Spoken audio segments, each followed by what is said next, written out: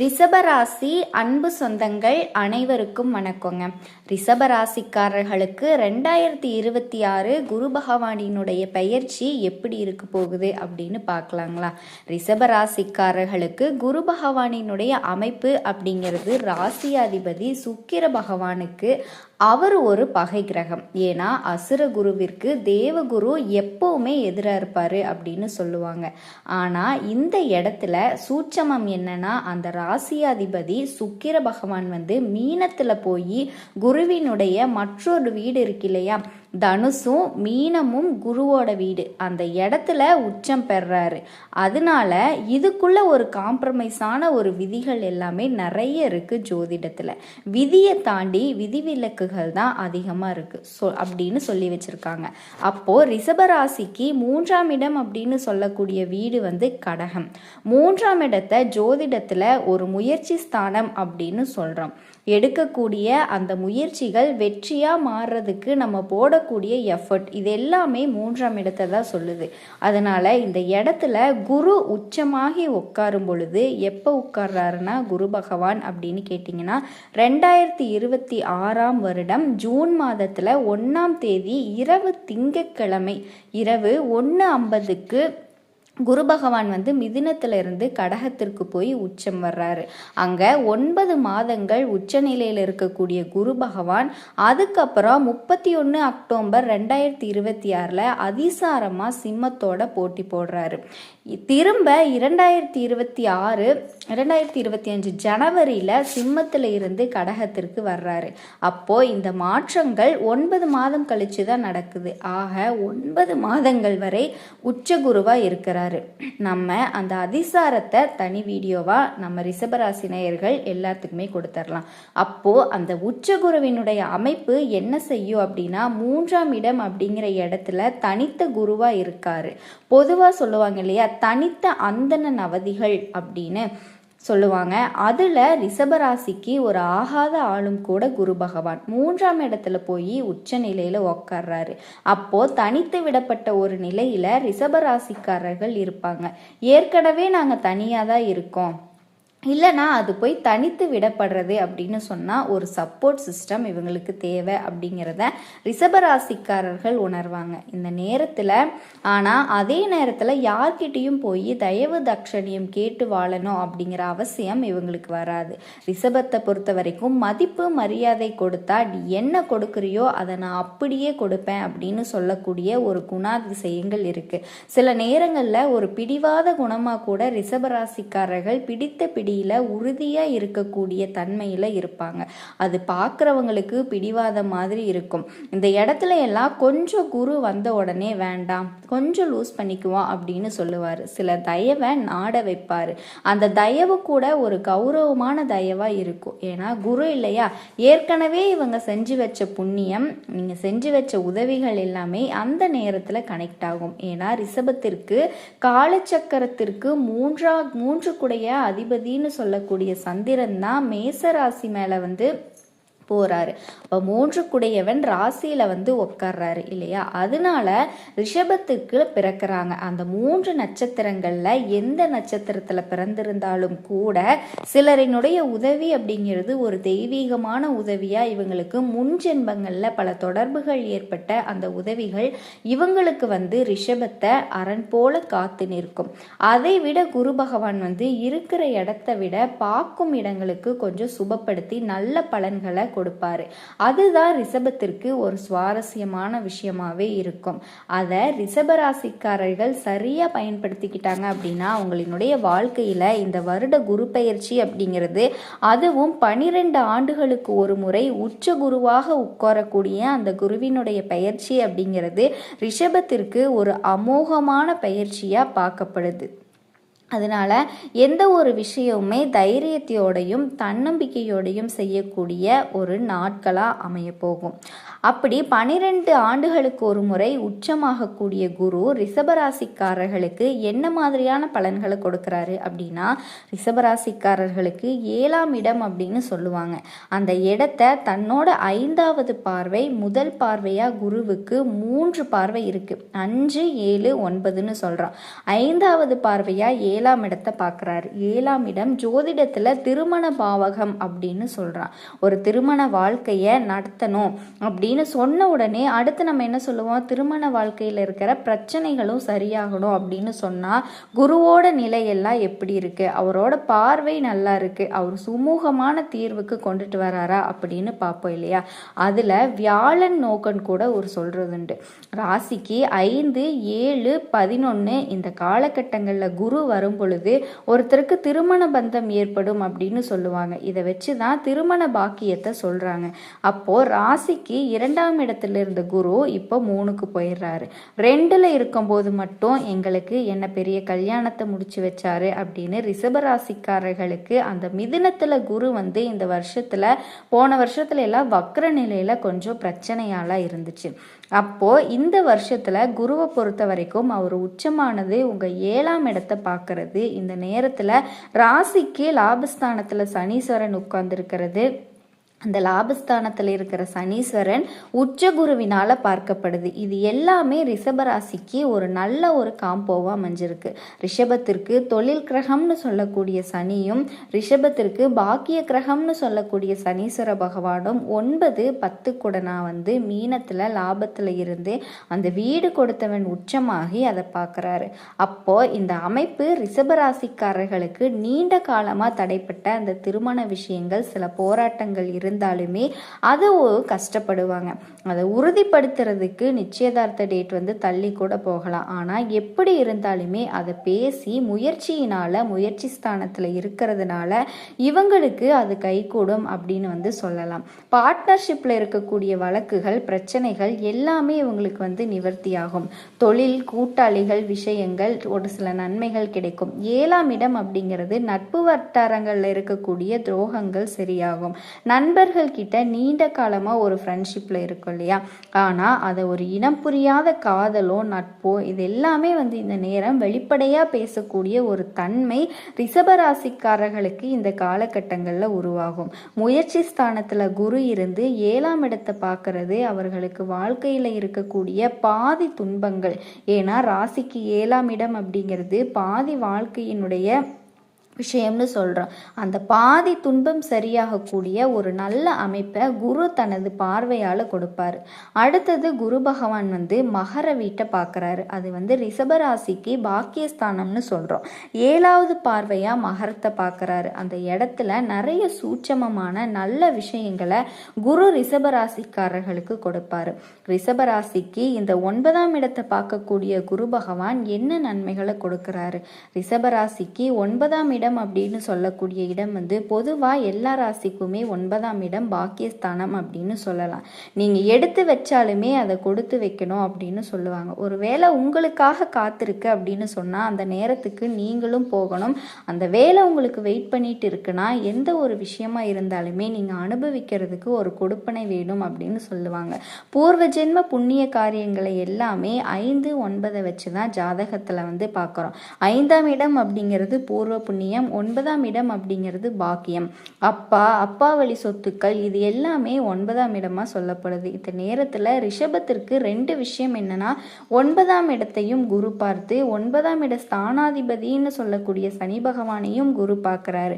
அதுவும் உச்ச குருவா பார்க்குறாரு. அதைத்தான் இது விசேஷம்னு சொல்கிறாங்க. நீண்ட காலமாக தந்தை வழி சொத்துக்கள் தந்தை வழி வழக்குகள், எங்கள் அப்பாவுக்கு நான் ஏதாவது ஒன்று செய்யணும் அப்படின்னு நினைக்கிறேன், எங்கள் அப்பா எனக்கு ஏதாவது ஒன்று செய்யணும்னு நினச்சாரு அப்படிங்கிற ஒரு விஷயம், அல்லது எனக்கு அப்பாவே இல்லை அவருக்காக நான் சில விஷயங்கள் செய்யணும் அப்படின்னு நினச்சிங்கன்னா அதை சொல்லுவாங்க. கண்டிப்பாக இப்போ செய்யலாம்.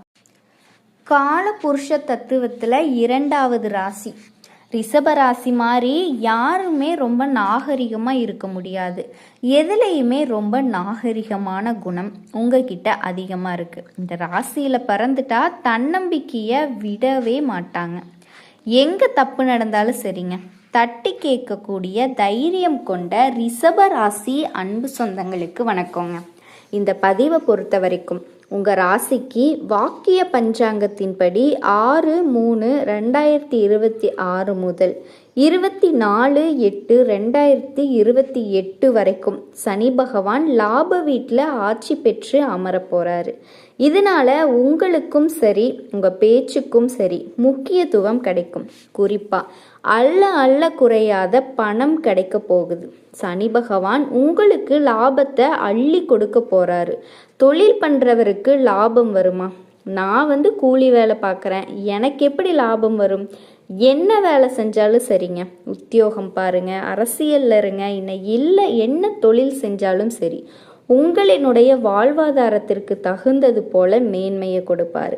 பண ரீதியாக உங்கள் பண தேவைகள் பூர்த்தியாகும். கடன் சுமைகள் கட்டுக்குள்ள வரும். இது போல சரிங்களா? அது என்ன எப்படிங்கிறத தெளிவாக பார்த்துடலாம். அதாவது முதல் விஷயம், ரிஷபத்திற்கு வாழ்க்கை துணை வழியில் மதிப்பு மரியாதை கூடும். வாரிசே இல்லைம்மா, ரொம்ப கஷ்டமாக இருக்குது, ரொம்ப வருஷம் ஆச்சு கல்யாணம் ஆகி, நாங்கள் பார்க்காத வைத்தியம் இல்லை, போகாத கோயில் கொலை இல்லை, எல்லாரும் சொல்கிறத நாங்கள் செஞ்சிட்டோம், ஒரு மாதிரி மனசு வெறுத்து போயிடுச்சு, குழந்தை வரம் கிடைக்குமா அப்படின்னு எதிர்பார்க்கவங்களுக்கு, குழந்தை இல்லாமல் தவிச்ச தம்பதிகளுக்கு குழந்தை பாக்கியம் கிடைக்கும். அதே மாதிரி ரிஷபராசி பெற்றோர்களாக இருக்கீங்க அப்படின்னா உங்களினுடைய குழந்தைகளுக்கோ மகளுக்கோ மகனுக்கோ நல்ல வரன் தேடிட்டு இருக்கீங்க, இல்லை பேரம் பேத்திக்கு வரன் அமையல, இப்படி இருக்கவங்களுக்கு நல்ல வரன் அமையும். இதில் உங்களுக்கே திருமணம் ஆகலை, திருமண வயசில் இருக்கக்கூடிய ஆண்களாக இருக்கட்டும் பெண்களாக இருக்கட்டும் ஊரே மெச்சக்கூடிய அளவுக்கு திருமணம் முடித்து காட்டுவீங்க. அதே மாதிரி உடன்பிறப்புகள் அவங்கக்கிட்ட உங்களுக்கு இருந்த மனக்கசப்புகள் நீங்கும். சகோதரிகளுக்கு நல்ல விதத்தில் திருமணம் முடிச்சு வைப்பீங்க. அரசாங்க அதிகாரிகளால் உதவி கிடைக்கும். நீங்களே அரசு அதிகாரியாக மாறுறதுக்கு வாய்ப்பு இருக்குது. அதே போல் சனி பகவானை பொறுத்த வரைக்கும் நீதிக்காரகன் நேர்மைக்காரகன் எல்லாத்துக்கும் மேலே கர்மக்காரகன், ஆயுள்காரகன், தொழில்காரகன்னு நிறைய விஷயங்களுக்கு இவர் தான் அதிபதி. ஏன் சொல்கிற அப்படின்னா நவ கிரகங்களில் ஈஸ்வரன் பட்டம் பெற்ற கொடுத்துருக்காங்க இல்லையா, மற்ற கிரகங்கள் இருக்குது. ஆனால் இவரை மட்டும்தான் சனீஸ்வரர் அப்படின்னு நம்ம சொல்கிறோம். ஆக்கவும் அழிக்கவும் தெரியும். இவர் நினச்சா உங்களை பாதாளத்திற்கு கொண்டு போக முடியும். இவர் நினச்சா அடிப்பாதாளத்தில் இருக்கவங்கள ஆட்சிக்கட்டில் அமர வைக்கவும் முடியும். ஸோ அப்படிப்பட்ட இவருடைய கருணை பார்வை, இவருடைய தெய்வீக பார்வை தான் ரிஷபத்திற்கு கிடைச்சிருக்கு. சனி பகவானினுடைய பார்வைக்கான பலன் என்ன தெரியுமா? ரிஷபராசிக்காரங்க, சனி பகவான் உங்கள் ராசியை பார்க்குறாரு. வீண் கோபம், அலைச்சல், டென்ஷன் இது எல்லாமே வரும், ஆனால் போயிடும். தைரியமாக முக்கியமான முடிவுகளை எடுக்க வைக்கிறாரு. சனி பகவான் உங்களோட 5ஆம் வீட்டை பார்க்கறதுனால பிள்ளைகளினுடைய நடவடிக்கைகளை மட்டும் கண்காணிச்சுக்கிட்டே இருக்காங்க. அதிக கண்டிப்பு வேணாம், இருந்தாலுமே கண்காணிப்பில் இருக்கட்டும். சில பிள்ளைகள் படிப்பு நிமித்தமாக வேலை நிமித்தமாக உங்களுக்கு கொஞ்சம் விட்டு பிரிகிற மாதிரி சூழ்நிலை வருது. ஆனால் அது உங்களுக்கு சுபமாக தான் இருக்கும். அதே மாதிரி சனி பகவான் 8ஆம் வீட்டையும் பார்க்குறாரு. வெளிநாட்டு பயணம் சாதகமாக அமையும். பூர்வீக சொத்துக்கள்ல இருந்த பிரச்சனைகள் கவனமாக கையாளுங்க. வண்டி வாகனத்தை இயக்கும் போது கவனம் தேவை. குடும்பத்தாரோட இருந்த வம்பு வழக்குகள் எல்லாமே இப்போ உங்களுக்கு சாதகமாக முடியறதுக்கான நேரம் வந்திருக்கு. அதில் கவனமாக இருங்க. குடும்பத்தார்களோட ஒரு முறை கோயிலுக்கு, உங்களினுடைய குலதெய்வ கோயிலுக்கு போயிட்டு பிரார்த்தனை பண்ணிட்டு வாங்க. இல்லை பிரார்த்தனைகள் ஏதாவது இருக்கா அப்படின்னு நினச்சி பாருங்க, யோசிச்சு பாருங்க, இல்லை பெரியவங்க கிட்ட கேளுங்க. ஏதாவது பிரார்த்தனை பெண்டிங் இருந்துச்சுன்னா அதை செஞ்சுட்டு வந்துடுங்க. அப்படி எந்த பிரார்த்தனையும் இல்லைம்மா, ஆனால் நீ சொன்ன நான் கோயிலுக்கு போயிட்டேன் அப்படின்னா குலதெய்வ கோவிலுக்கு கண்டிப்பாக ஒரு பூஜையை போட்டுட்டு வாங்க. கண்டிப்பாக இந்த சனி பயிற்சி உங்களுக்கு நல்ல ஒரு மாற்றத்தை ஏற்படுத்தும். அதே மாதிரி சனி பகவான் நட்சத்திர சஞ்சாரம் பார்த்தீங்க அப்படின்னா அஷ்டம லாபாதிபதியான குரு பகவானின் புரட்டாதியினுடைய சாரத்தில் 6/3/2026 முதல் 2/4/2026 வரைக்கும் சனி பகவான் போறாரு. இதனால தந்தையோட கருத்து மோதல், வீண் செலவு எல்லாமே வரும், ஆனால் நீங்கிரும். அதே மாதிரி 2/4/2026 முதல் 1/4/2027 வரைக்கும் சனி பகவான், அதாவது உங்க பிரபல யோகாதிபதி இவர் தான். அதை முதல்ல மனசுல வச்சுக்கோங்க. ஏன் அந்த சனி பயிற்சி உங்களுக்கு சாதகம் அப்படிங்கிறது? ஸோ யோகத்தை தரக்கூடிய அமைப்புல இவர் தான். தான். ஸோ இவர் தன்னோட சொந்த ராசியான உத்திரட்டாதி நட்சத்திரத்தை உங்களுக்கு பொன் பொருள் சேரும், புதுசாக வேலை அமையும், புதுசாக தொழில் அமையும், வண்டி வாகனத்தை மாற்றிட்டு புதுசாக வண்டி வாகனம் வாங்குவீங்க. அதே மாதிரி ஏதாவது ஒரு விஷயத்தில் வெற்றி கிடைக்கும். சனி பகவான் வக்ரத்தில் போகிறதுனால கொஞ்சம் வீண் அலைச்சல், காரியத்தடை எல்லாமே வர்றதுக்கு வாய்ப்பு இருக்குது. ஸோ இந்த சமயத்துக்கு முன்னாடி உங்களுக்கு நேரம் காலம் அப்படின்னு சரியாக இருக்குது அப்படின்னு சொன்னேன் இல்லையா, அதாவது சனி பகவான் உத்திரட்டாதி நட்சத்திரத்தில் போகக்கூடிய அந்த நேரம் காலத்தில் ஏதாவது ஒரு முக்கியமான முடிவு எடுக்கிறதுக்கு, ஏதாவது ஒரு நல்ல வேலை செய்கிறதுக்கு அது எல்லாமே திட்டம் போட்டு செஞ்சு முடிச்சுக்கணும். அதே மாதிரி உங்களுக்கு ஏகபோக வாழ்க்கை வரப்போகுது. தனபூர்வ புண்ணியாதிபதியான புதனுக்குரிய ரேவதி நட்சத்திரத்தில் சனி பகவான் போறாரு. இதனால திருமணம் கைகூடி வரும். குழந்தை பாக்கியம் சிலருக்கு, புதுசாக வீடு அமையும், வெளிவட்டாரத்தில் மதிப்பு மரியாதை கூடும். இது எல்லாமே எடுத்து உங்களுக்கு இதெல்லாமே முடிஞ்ச வரைக்கும் சனி பகவான் வக்ரத்தில் போகிறாரு. முன்கோபம், உடல்நல குறைவு வந்து போகும். அதே மாதிரி இல்லத்தரசிகள பெண்களுக்கு விலை உயர்ந்த ஆடை அணிகலன்கள் சேரும். நான் என்னோட நகை நட்டுக்களை அடகு வச்சுருக்கேன், சொத்து பத்துக்களை அடகு வச்சுருக்கேன், கடன் சுமை இருக்குன்னா கூட அது எல்லாத்தையும் மீட்கக்கூடிய நேரம். கடன் பாக்கிகள் எல்லாமே முழுமையாக தீரக்கூடிய நேரம். பணியிடங்களில் நிம்மதி பிறக்கும். வியாபாரிகளை பொறுத்த வரைக்கும் வெளிநாடு தொடர்புடைய நிறுவனங்கள் கிட்ட புதிய ஒப்பந்தங்கள் செய்வீங்க. நிறுவனத்திற்குரிய புகழ் கூடும். தேங்கி கிடந்த சரக்குகளை சாமர்த்தியமாக விற்று தீப்பீங்க. வாடிக்கையாளர்களினுடைய தேவைகளை தெரிஞ்சு செயல்படுறதுனால லாபம் அதிகமாகும். ரியல் எஸ்டேட்டு, பதிப்பகம், சிமெண்ட் வகைகளில் லாபம் அடைவீங்க. பங்குதாரர்கள் உங்களினுடைய கோரிக்கைகளை ஈர்த்து நடந்துக்குவாங்க. உத்தியோக பணிகளை பொறுத்த வரைக்கும் உங்களினுடைய நிர்வாக திறமைகள் கூடும். புதிய பொறுப்புகள், புதிய வாய்ப்புகள் தேடி வரும். மூத்த அதிகாரிங்க உங்களினுடைய ஆலோசனைக்கு முக்கியத்துவம் கொடுப்பாங்க. சம்பளம் உயரும், பதவி உயர்வு உண்டாகும். சிலர் அதிகம் உள்ள வேலைகளுக்கு மாறுவீங்க. சம்பளம் அதிகம் உள்ள வேலைகளுக்கு மாறுவீங்க. வேலை மாற்றம் இருக்குது. மொத்தத்தில் இந்த சனிப்பெயர்ச்சி ரிஷப ராசிக்கு தெற்கு திசை அறியாமல் தவிச்சிட்டு இருக்க உங்களுக்கு வாழ்க்கையில் திடீர் திருப்பத்தையும் முன்னேற்றத்தையும் தருவதாக அமையும். இதில் எந்த ஒரு சந்தேகமும் வேண்டாம். இது மட்டும்தானா அப்படின்னு கொஞ்சமாக நிறுத்திட முடியாது.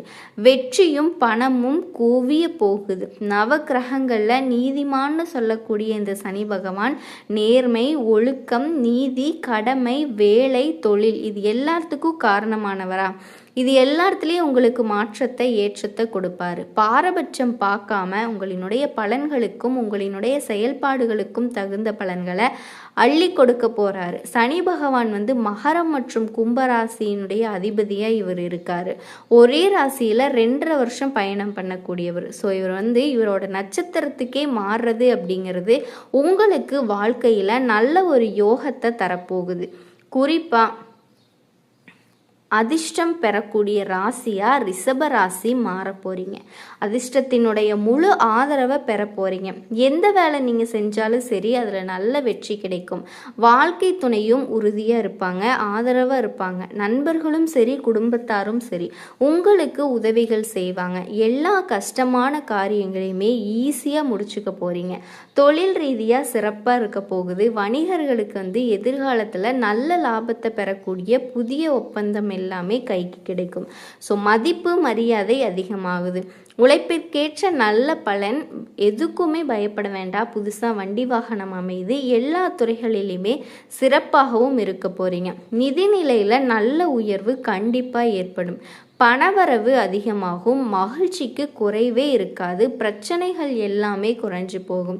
இது இன்னும் கொஞ்சம் தெளிவாக சொல்லணும் அப்படின்னா சனி பகவான் தன்னோட சொந்த வீடான கும்பராசியிலிருந்து குருவோட வீடான மீன ராசிக்கு மாறுறாராம்.